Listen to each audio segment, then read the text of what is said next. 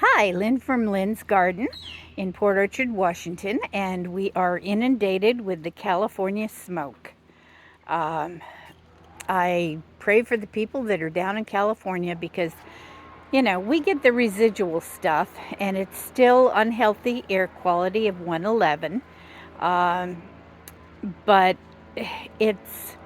I can just imagine what it's like living down there in the areas that are having the forest fires. So I pray for everybody down there. And this video is for my neighbor who is in the hospital right now. You know who you are, Nancy. And she can't enjoy the garden. She can't even enjoy talking on the phone because the nurses don't want her to do a lot of talking. So I thought I'd bring her out in the garden. So this is for you, Nancy. Just a little walk around.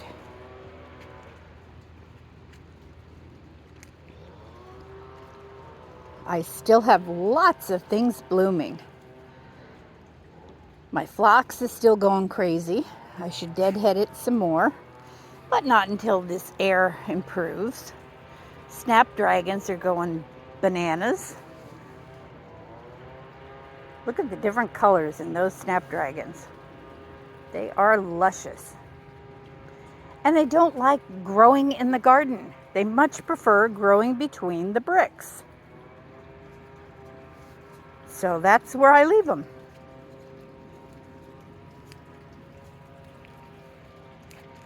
And most everything over here has died back. Got a few dianthus that are blooming. And the hostas leaves still look good. But I did deadhead the flowers.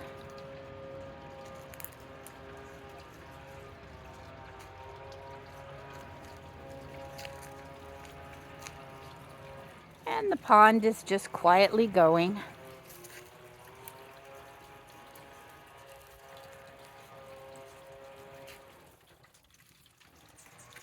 Somebody's using either a blower or a chainsaw.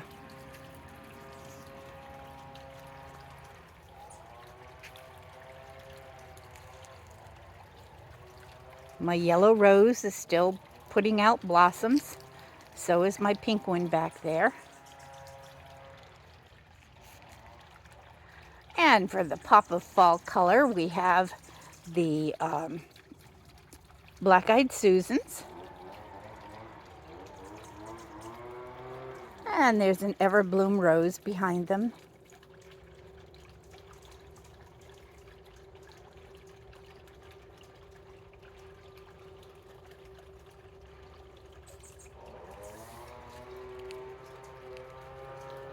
And looking this way, still have my candy cane roses blooming. Hopefully you can hear me. I'm muffled in a mask.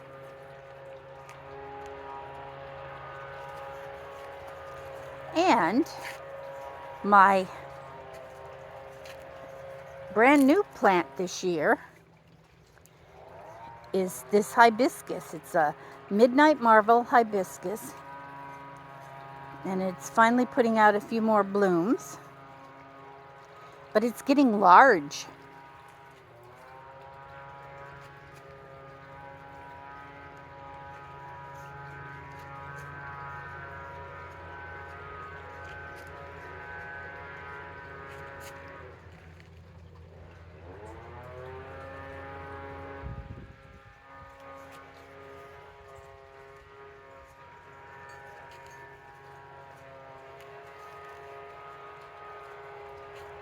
And you can see the hollyhocks over behind the roses.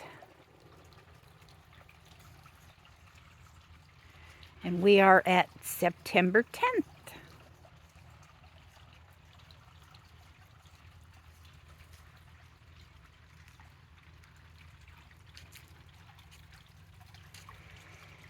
And the leaves are falling. Got a lot of white little butterflies.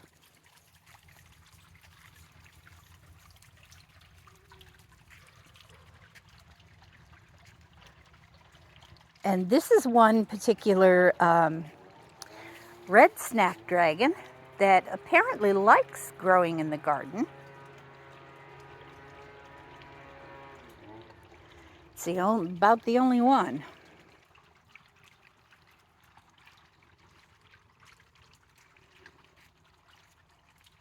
And I don't know about my new tree here. This is a Rosa Sharon tree. Never had a Rosa Sharon. And it really, I don't know. I had to move it because it didn't like the spot it was in. But I don't think it likes this spot any better. So I'm pruning off the yellow leaves. Anyway, I hope it winters over. And going back to my little nook here, these are always spectacular. They are spectacular in the early spring and then again in the fall. These are my knockout roses by the shed.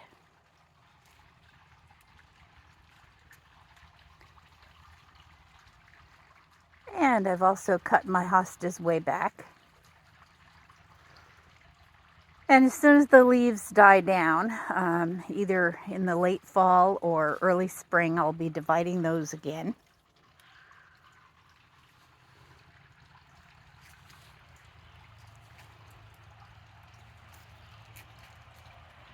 And back here, we have a very pretty pistache tree. It's a Chinese pistache. And it's doing lovely. It is got new branches coming out, and it's going to be more of an umbrella shape, so it'll give some shade to this area.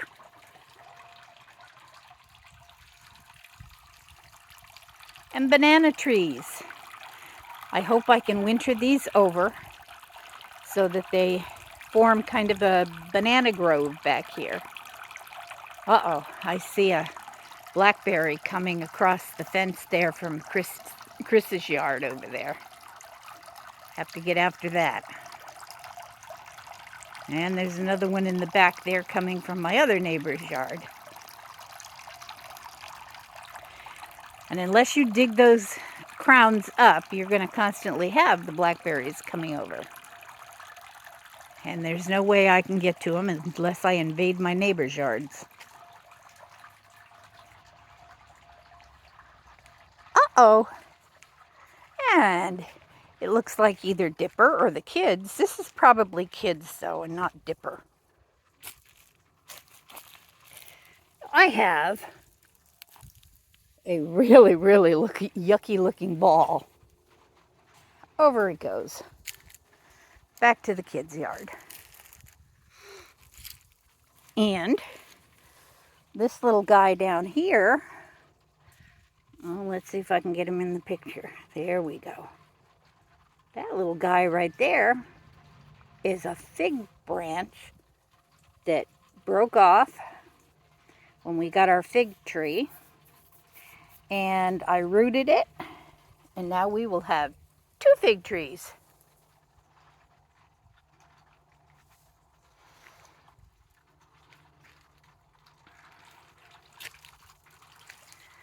This is a panicle hydrangea, and it's got really, really hot. Normally it will turn a light pink, and as you can see, it's kind of tinged on that one, a light pink color. But it's gotten hot so quickly that it's kind of just going to brown. And my butterfly bush is still pumping out some new blossoms. And it's loaded with insects.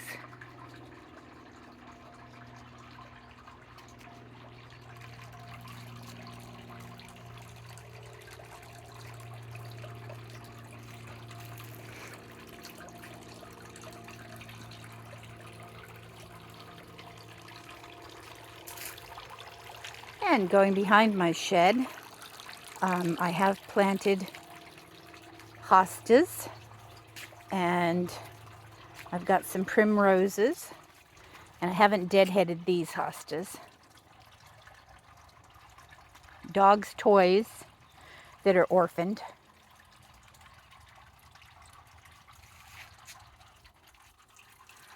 And yesterday, Nancy, I cleaned your house, and I also watered your ginger mint that I gave you and filled your bird bath.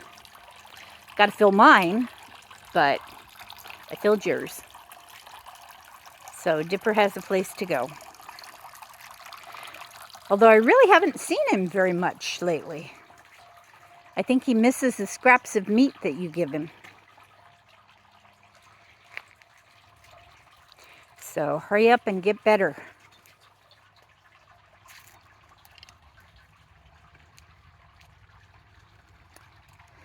And going down my more wild path here, and I got to get more water on my hydrangea because the leaves are all wilted down.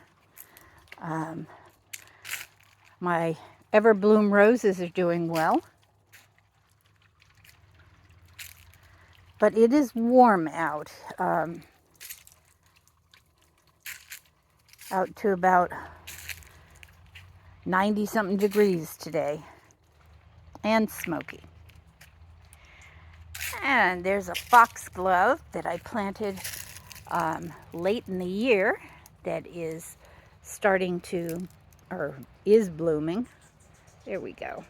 And that's such a pretty color. Sort of yellows and pinks and mauve colors. My hydrangeas have pretty much gone past.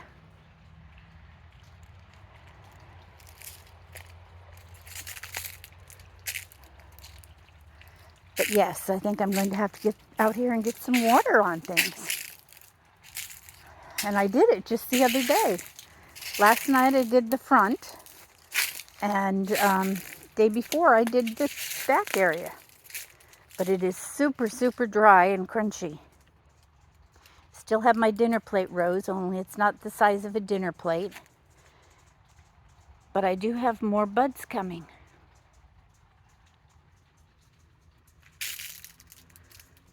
And this phlox needs to be deadheaded. I probably am going to deadhead this right down to the ground because it doesn't have enough time to bloom up again.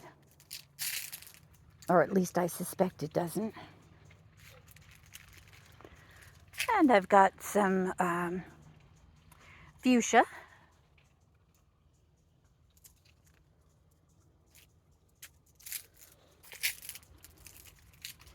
And this is a different kind of fuchsia, which this is my favorite because it's like a lantern. Isn't that pretty?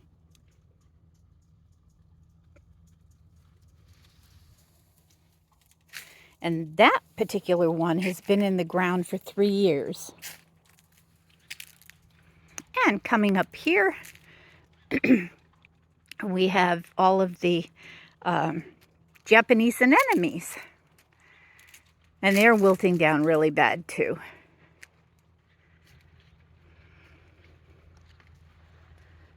So I am going to sign off and do some watering. Over and out from Lynn's Garden. And I hope you get well real soon, Nancy.